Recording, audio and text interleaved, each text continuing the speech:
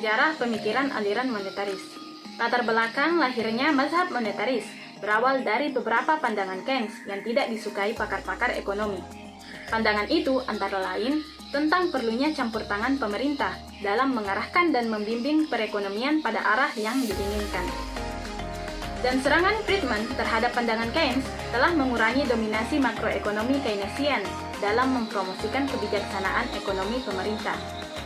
Walaupun ajaran-ajaran Keynes pernah berhasil memecahkan masalah-masalah ekonomi yang dihadapi dengan berbagai kebijaksanaan jangka pendek, keberhasilannya tidak berlangsung lama. Berkali-kali prediksi yang didasarkan pada ajaran Keynes meleset dan tidak berhasil memecahkan masalah stagnasi yang dihadapi ekonomi dunia setelah tahun 70-an. Apalagi, dalam menyelesaikan masalah stagflasi, kebijaksanaan fiskal dan moneter Keynes boleh dikatakan lumpuh total, sehingga aliran monetaris menentang beberapa pandangan Keynes yang berujung dengan pembentukan aliran sendiri dalam mazhab ekonomi. Pada pembahasan selanjutnya akan dijelaskan tentang seluk-beluk aliran monetaris. Selama kurang lebih 3 dekade setelah Perang Dunia II, ajaran Keynes mendominasi alam pikiran perumus kebijaksanaan di negara-negara barat. Hal itu bahkan menjalar ke negara-negara berkembang, termasuk Indonesia sendiri. Melalui kebijaksanaan fiskal yang bersifat counter-cyclical dan fine-tuning, negara-negara barat, terutama Amerika Serikat, berhasil mengendalikan besarnya permintaan masyarakat tanpa diiringi inflasi, seperti yang pernah terjadi pada tahun 30-an. Pada tahun 50-an dan 60-an, sebagian besar ekonom percaya bahwa boom dan depresi merupakan penyakit masa lampau yang tidak perlu dikhawatirkan akan muncul kembali. Misalnya, kalau output rendah dan banyak orang menganggur, Keynesian menganjurkan ditingkatkannya pengeluaran pemerintah untuk proyek-proyek padat karya. Melalui proyek-proyek padat karya ini, output nasional akan meningkat, lapangan pekerjaan baru terbuka, sehingga tenaga kerja banyak tertampung. Dan dengan sendirinya, masalah pengangguran akan teratasi. Terjadinya inflasi dipersepsikan karena pengeluaran agregat terlalu besar. Maka, untuk memberantas inflasi tersebut, pemerintah perlu mengurangi atau meninggikan tingkat pajak. Hal lain yang perlu dilakukan adalah mengurangi jumlah uang yang beredar melalui kebijaksanaan uang tepat atau tight money policy. Selanjutnya, inflasi akan turun dengan sendirinya. Pada tahun 60-an, orang percaya bahwa ada hubungan terbalik antara inflasi dengan tingkat pengangguran. Artinya, selama ini para ahli percaya, jika inflasi tinggi, maka tingkat pengangguran rendah. Sebaliknya, jika pengangguran tinggi, maka tingkat inflasi rendah. Sesuai teori Phillips. Akan tetapi, gejala-gejala ekonomi yang terjadi pada tahun 70-an tidak sinkron dengan anggapan tersebut. Pada waktu itu, harga-harga menunjukkan kecenderungan peningkatan yang sangat tinggi, didorong oleh naiknya harga-harga minyak tahun 1973 atau 1974, yang sungguh sangat meresahkan. Pada saat terjadinya kenaikan harga-harga atau inflasi tersebut, pengangguran mengalami peningkatan. Dengan demikian, teori Keynesian yang menyatakan bahwa selama masih banyak pengangguran, maka selama itu pula pengangguran masyarakat atau public spending dapat ditingkatkan tanpa menimbulkan inflasi, tidak lagi menunjukkan kebenaran dalam realitas. Nyatanya, kegiatan yang diarahkan untuk menurunkan inflasi pada tahun 70-an telah menyebabkan semakin tingginya angka pengangguran. Usaha untuk mengurangi pengangguran melalui pengeluaran pemerintah telah menyebabkan semakin parahnya inflasi. Saat terjadi 2 kali resesi yang sangat tajam pada tahun 1974 dan 1982, tingkat harga-harga tidak turun. Padahal, sesuai dengan teori yang dianut ketika itu, terjadinya resesi dan depresi seharusnya menyebabkan tersendat-sendatnya perekonomian yang diiringi oleh turunnya harga-harga secara umum. Karena yang terjadi dalam kenyataan sudah sering tidak sama dengan yang seharusnya terjadi, menurut Resep Keynes. Sejak saat itu, ajaran-ajaran Keynes terpaksa ditinjau kembali dan bahkan didiskreditkan. Selanjutnya mengenai kritikan terhadap kebijaksanaan intervensi Keynes. Ada beberapa pandangan Keynes yang ditolak oleh beberapa pakar-pakar ekonomi. Nah, salah satu pandangannya yaitu mengenai adanya atau perlunya campur tangan pemerintah dalam sebuah perekonomian. Hal inilah yang menimbulkan kritik terhadap pakar-pakar ekonomi lainnya. Oleh karena itu, kritik ini pula dibagi menjadi dua golongan, yang antara setuju dan tidak setuju, yakni terdiri dari golongan tua dan golongan muda. Golongan tua ini terdiri dari Merger, Friedrich, dan sebagainya, di mana mereka menentang adanya campur tangan pemerintah dalam suatu ekonomi. Hal ini juga disetujui oleh beberapa kaum yang dinamakan libertarian. Kaum libertarian ini juga tidak setuju dengan adanya campur tangan pemerintah karena akan sama dengan paham sosialisme, di mana mengurangi kebebasan. Nah, hal inilah pandangannya ini juga diwakili oleh salah satu buku dari Friedrich yang mengatakan bahwa sekali pemerintah masuk dalam sebuah perekonomian, maka akan mengarah ke sosialisme dan mengurangi adanya kebebasan. Oleh karena itu golongan tua dan kaum libertarian sangat tidak mendukung adanya campur tangan pemerintah dalam sebuah perekonomian karena akan mengurangi adanya kebebasan individu. Tetapi di sisi lain ternyata pandangan Keynes ini juga disetujui oleh beberapa pakar ekonomi. Salah satunya yaitu berasal dari golongan muda. Golongan muda ini diwakili oleh Milton Friedman, di mana ia merupakan alumni dari University of Chicago yang setuju terhadap pandangan Keynes, di mana perekonomian itu dalam sebuah perekonomian perlu adanya campur tangan pemerintah atau intervensi pemerintah karena dalam suatu waktu atau dalam suatu batas tertentu pemerintah itu perlu masuk ke dalam suatu perekonomian agar terjadi perekonomian atau pasar yang berjalan efektif dan sebagaimana mestinya. Jadi ada beberapa pandangan antara kritikan Keynes ini ya antara setuju dan tidak setuju, seperti itu. Nah, selanjutnya mengenai pokok-pokok pikiran aliran monetaris. Sebelumnya, Keynes telah berhasil memecahkan beberapa masalah-masalah ekonomi. Namun, pada suatu waktu, yakni pada tahun 70-an, ia mengalami kegagalan atau ketidakberhasilan dalam mengatasi masalah tersebut, terutama dalam masalah stagflasi, kebijakan moneter, dan kebijakan fiskal. Oleh karena itu, ketidakberhasilannya kaum Keynes mengatasi masalah tersebut, lahirlah sebuah aliran, yakni aliran monetaris untuk menyelesaikan masalah-masalah baru.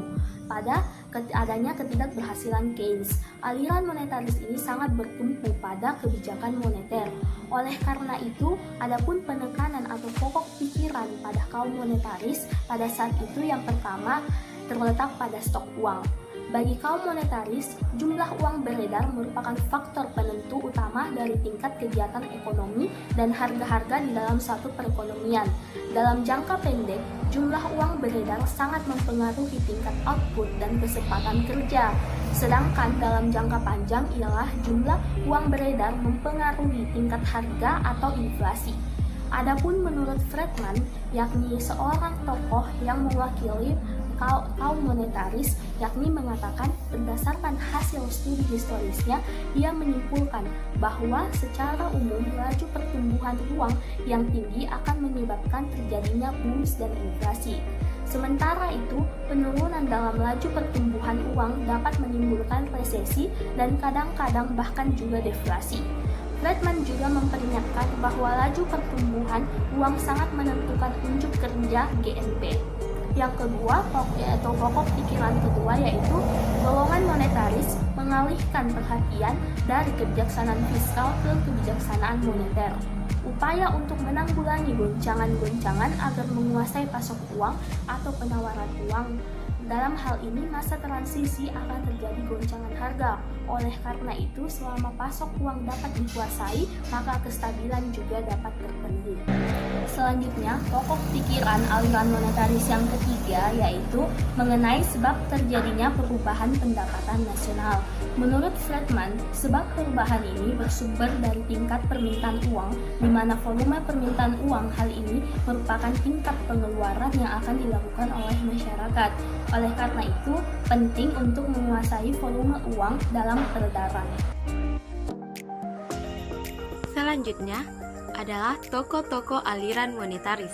Yang pertama, Milton Friedman. Dalam teori konsumsi sederhana yang dikemukakan oleh Keynes mengatakan bahwa pengeluaran konsumsi dipengaruhi oleh penghasilan saat sekarang. Sedangkan menurut Friedman, yang dikemukakan dikenal dengan hipotesa pendapatan permanen, Friedman berpendapat bahwa konsumsi menyesuaikan pengeluaran mereka dengan ekspektasinya tentang pendapatan selama periode yang lama. Friedman mengatakan bahwa uang dan kebijakan moneter berperan penting dalam menentukan aktivitas ekonomi. Argumennya tentang pentingnya arti uang berasal dari teori kuantitatif MV sama dengan PQ, yang berarti bahwa jumlah uang dalam perekonomian atau M dikalikan dengan jumlah uang yang digunakan untuk membeli barang atau V harus sama dengan output ekonomi yang terjual tahun itu atau PQ. Friedman menyatakan bahwa ketika mungkin uang berpengaruh pada aktivitas ekonomi dalam jangka pendek, dalam jangka panjang, uang bisa netral dan bisa tidak memiliki dampak ekonomis. Karena inflasi menurut Friedman adalah semata-mata fenomena moneter. Satu-satunya solusi masalah inflasi adalah harus mengendalikan pertumbuhan persediaan uang. Tokoh yang kedua adalah Karl Brenner. Karya Brenner difokuskan pada kebijakan moneter sebagai sumber utama ketidakstabilan. Bersama dengan Allen dan Meltzer, dia menentang validitas paradigma Keynesian dan mengusulkan suatu model alternatif ekonomi di mana transmisi impuls moneter untuk perekonomian tidak tergantung hanya pada seksivitas bunga permintaan uang tetapi pada elastisitas kepentingan relatif aset pasar dan juga pada variasi dalam kekayaan. Dan tokoh yang ketiga itu ada Alan Meltzer dan Bennett McCallum. Pemikiran mereka mengenai pengembangan dan penerapan model kebijakan moneter dan perubahan operasi dana moneter internasional. Meltzer merupakan pengarang puluhan makalah akademik dan buku tentang kebijakan moneter dan Federal Reserve Bank, dan dianggap sebagai salah satu ahli terkemuka di dunia pada pengembangan dan penerapan kebijakan moneter. Yang keempat ada Philip Kagan. Pekerjaan Kagan difokuskan pada kebijakan moneter dan pengendalian inflasi. Kagan telah menerbitkan lebih dari 100 buku, artikel jurnal, review, laporan, dan pamflet, serta topik-topik berkaitan dengan makroekonomi. Bukunya yang paling terkenal adalah tentang penentu dan dampak perubahan di bursa uang di tahun 1875 dan 1960. Sebuah karya yang berusaha untuk mengidentifikasi hubungan sebab akibat antara perubahan uang, harga, dan output. Tokoh yang terakhir atau yang kelima adalah David Leider dan Michel Farkin. Pemikiran mereka mengenai stabilitas hubungan antara pendapatan permintaan terhadap uang dan pertimbangan hukum, Leider telah menjadi salah satu tokoh terkemuka monetarisme. Beliau menerbitkan artikel jurnal ekonomi utama tentang topik di tahun 1960-an dan awal 1970-an. Bukunya berkaitan dengan kebutuhan uang, diterbitkan dalam 4 edisi dari tahun 1969 sampai 1993. Buku ini berisi tentang stabilitas hubungan antara pendapatan dan permintaan terhadap uang, serta mempertimbangkan efek dari hukum, teknologi, dan perubahan kelembagaan pada permintaan uang. Selanjutnya, Milton Friedman mengembalikan pemikiran klasik Adam Smith. Revolusi Keynesian telah menguasai akademi sampai 1950-an dan 1960-an, sehingga para ekonom pasar bebas tak banyak didengar di kampus-kampus sampai Milton Friedman berhasil mengubah iklim intelektual dari model Keynesian ke model klasik Adam Smith. Selama 30 tahun, seluruh generasi ekonomi tidak menyadari seberapa besar yang ditimbulkan oleh Federal Reserve terhadap ekonomi dari tahun 1929 sampai 1933. Mereka mendapat kesan bahwa Federal Reserve telah melakukan segala sesuatu yang secara manusiawi dimungkinkan untuk menjaga agar depresi tidak bertambah parah, tetapi mereka tidak berdaya untuk menghadapi kekuatan deflasi yang kuat. Menurut apologi resmi dari Federal Reserve System, lembaga ini telah berbuat sebaik-baiknya, tetapi tidak mampu menghentikan penurunan. Friedman secara radikal mengubah pandangan konvensional ini. Salah satu alasan dari pengabaian kebijakan moneter adalah pemerintah tidak mempublikasikan jumlah persediaan uang. Friedman mengatakan, jika Federal Reserve System pada tahun 1929 sampai dengan 1933 mempublikasikan statistik kuantitas uang, saya tidak percaya bahwa depresi besar akan terjadi seperti itu. Jadi, Friedman menyimpulkan fakta bahwa depresi besar seperti periode pengangguran dan lainnya lebih karena diakibatkan oleh mismanagement pemerintah ketimbang oleh ketidakstabilan dari ekonomi swasta. Lebih jauh dia menulis, depresi bukan kegagalan sistem usaha bebas, tetapi kegagalan tragis dari pemerintah. Sejak saat itu, berkat karya Friedman dan Schwartz, buku-buku ajar ekonomi pelan-pelan mengganti kegagalan pasar dengan kegagalan pemerintah dalam bagian tentang depresi besar.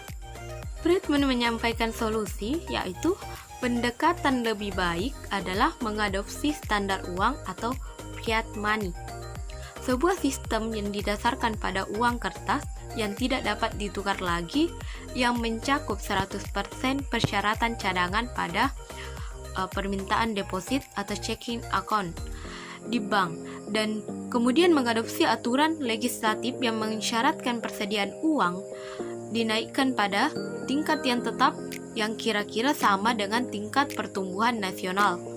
Friedman menyarankan target moneter antara 3-5%. Aturan moneter ini akan mudah untuk diimplementasikan sehingga sebuah komputer dapat menggantikan Federal Reserve System. Perbedaan monetaris dengan Keynesian. Banyak perbedaan pandangan antara kubu Keynesian dan monetaris dalam melihat gejala-gejala ekonomi. Dalam melihat perekonomian secara agregat atau jumlah total dari barang-barang yang diminta dalam perekonomian, kubu Keynesian percaya bahwa perekonomian cenderung berada dalam posisi keseimbangan tingkat output rendah atau low level equilibrium. Ini terjadi karena pengeluaran agregat cenderung lebih kecil dari penerimaan agregat. Selain itu, hal ini disebabkan pula kurang ampuhnya mekanisme pasar dalam melakukan penyesuaian upah. Hal ini bisa terjadi karena adanya kekuatan serikat buruh dan praktik-praktik oligopolistik dari pihak perusahaan-perusahaan. Kaum monetaris tidak percaya pada teori Keynesian yang mengatakan bahwa perekonomian cenderung berada pada keseimbangan tingkat output rendah, disebabkan kurang ampuhnya mekanisme korektif untuk membawa pasar kembali pada posisi keseimbangan pemanfaatan sumber daya penuh. Para ahli ekonomi dari aliran monetaris ini menyerang pandangan dari aliran Keynesian, khususnya Neo-Keynesian, terutama menyangkut penentuan pendapatan atau income determination, yang oleh mereka dinilai tidak benar. Kaum monetaris menghendaki agar analisis tentang penentuan pendapatan memberi penekanan pada pentingnya peranan jumlah uang beredar atau money supply di dalam perekonomian. Karena perbedaan cara pandang di atas, implikasi kebijaksanaan dari kedua kubu tersebut juga berbeda. Misalnya, dalam usaha meningkatkan laju pertumbuhan ekonomi dan dalam mengatasi pengangguran. Kubu Keynesian lebih menyukai kebijaksanaan yang bersifat ekspansif. Sebaliknya, kubu monetaris lebih menyukai kebijaksanaan moneter yang kontraktif. Investasi pemerintah untuk meningkatkan output dengan menggunakan kebijaksanaan fiskal tidak disenangi Friedman. Misalnya, ada usaha untuk meningkatkan output dengan menurunkan pajak. Menurut Keynesian, langkah ini akan meningkatkan output. Dalam bahasa kurva ISLM yang dikembangkan Keynesian, hal ini terjadi karena penurunan dalam pajak akan mendorong kurva IS bergerak ke kanan. Akan tetapi, menurut kaum monetaris, hal seperti ini tidak akan terjadi. Hal itu karena dalam perekonomian yang sudah memanfaatkan sumber daya secara penuh, kurva LM berbentuk tegak lurus. Dampak dari pergeseran kurva IS tidak akan memberi pengaruh pada output atau crowding out effect. Dan menurut Keynes, pentingnya peranan modal dalam pertumbuhan perekonomian, di mana penggunaan modal itu ditekankan pada permintaan yang tinggi. Dan permintaan yang tinggi itu diharapkan dapat diikuti oleh penawaran yang tinggi pula. Ternyata, tidak berhasil menimbulkan inflasi dan depresi. Kemudian asumsi Keynes. Yang pertama, perekonomian bisa full employment dan tidak full employment. Kedua, perekonomian berada dalam 3 sektor, yaitu konsumen, produsen, dan pemerintah. Ketiga, adanya campur tangan pemerintah. Dan yang keempat, perekonomian dianalisa dalam jangka pendek. Bagi kaum monetaris, jumlah uang beredar merupakan faktor penentu yang utama atau main determinant dari tingkat kegiatan ekonomi dan harga-harga di dalam suatu perekonomian. Dalam jangka pendek atau short run, jumlah uang beredar yang mempengaruhi tingkat output dan kesempatan kerja atau level output and employment. Sedangkan dalam jangka panjang atau long run, jumlah uang beredar mempengaruhi tingkat harga atau inflasi atau rate of inflation. Bahkan dalam sebuah tulisannya dalam majalah Newsweek tahun 1977, Milton Friedman pernah menulis sebagai berikut. There is one and only one basic cause of inflation, to high rate of growth in quantity of money. And there is one and only one basic cure for inflation, slowing monetary growth. Sedangkan dalam salah satu tulisannya yang lain, Milton Friedman mengatakan inflasi itu selalu ada di mana saja dan merupakan fenomena moneter. Pertumbuhan moneter atau jumlah uang beredar yang berlebihan atau excessive monetary growth menurut kaum monetaris bertanggung jawab atas timbulnya inflasi. Dan pertumbuhan moneter yang tidak stabil atau unstable monetary growth bertanggung jawab atas timbulnya gejolak atau fluktuasi ekonomi. Oleh karena itu, pertumbuhan moneter memiliki pengaruh baik terhadap variabilitas di dalam tingkat harga maupun pertumbuhan output. Maka, kebijakan moneter yang diambil pemerintah sedapat mungkin haruslah dapat menjamin terciptanya suatu tingkat pertumbuhan moneter yang konstan atau constant monetary growth dan tetap terkendali pada tingkat yang rendah. Kelemahan dan kelebihan aliran monetaris. Kelemahan yang pertama, menurut pandangan Keynesian, kebijakan moneter mungkin sangat tidak efektif. Beberapa kekurangannya berasal dari asimetri kebijakan tersebut, perubahan dalam kecepatan yang dapat menggagalkan kebijakan, dan ketidakpastian dari investasi yang diambil, terutama jika bukan bunga sensitif. Yang kedua, kekurangan utama dari kebijakan moneter adalah asimetri, yaitu suatu kebijakan uang ketat adalah sangat efektif guna mencegah pinjaman baru karena kelebihan cadangan dikurangi.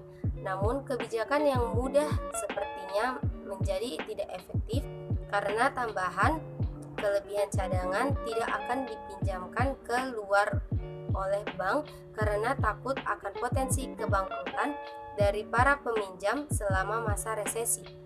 Dengan demikian, disarankan untuk tidak menggunakan kebijakan moneter, malah menggunakan kebijakan fiskal. Yang ketiga, kebijakan moneter mungkin digunakan baik untuk mengendalikan persediaan uang maupun tingkat suku bunga, tetapi keduanya tidak dapat dikendalikan pada waktu yang sama. Dengan demikian, hal tersebut menjadi dilema. Kelebihan yang pertama yaitu kaum monetaris mengatakan bahwa perekonomian cenderung berada pada keseimbangan tingkat output rendah yang disebabkan kurang ampuhnya mekanisme korektif untuk membawa pasar kembali pada posisi keseimbangan pemanfaatan sumber daya penuh. Yang kedua, kaum monetaris mengatakan bahwa turunnya suku bunga akan mendorong investasi dan turunnya tingkat harga akan mendorong konsumsi melalui Pico effect. Bagi kubu monetaris, perekonomian cenderung berada pada posisi keseimbangan di mana sumber daya digunakan penuh. Yang ketiga, dalam usaha meningkatkan laju pertumbuhan ekonomi dan dalam mengatasi pengangguran, kaum monetaris lebih menyukai kebijaksanaan moneter yang korektif. Intervensi pemerintah untuk meningkatkan output dengan menggunakan kebijaksanaan fiskal tidak disenangi Friedman. Misalnya, ada usaha untuk meningkatkan output dengan menurunkan pajak. Yang keempat, kaum monetaris, terutama Friedman, dinilai sangat berjasa meluruskan falsafah liberal kaum klasik kembali sebagaimana diajarkan oleh Adam Smith. Argumentasi Friedman untuk menyokong ajaran klasik tersebut ialah bahwa benefit yang diterima dari kebijaksanaan laissez-faire jauh lebih besar dari benefit yang diterima lewat terlalu banyak campur tangan pemerintah. Dengan anggapan seperti ini, pakar-pakar ekonomi masa sekarang berusaha mengembalikan orientasi analisis pada ajaran klasik, baik mengenai asumsi yang dipergunakan, struktur model yang disusun, metodologi yang dipergunakan, memandang arti penting uang dalam ekonomi, maupun dalam memilih kebijaksanaan ekonomi yang hendak dijalankan.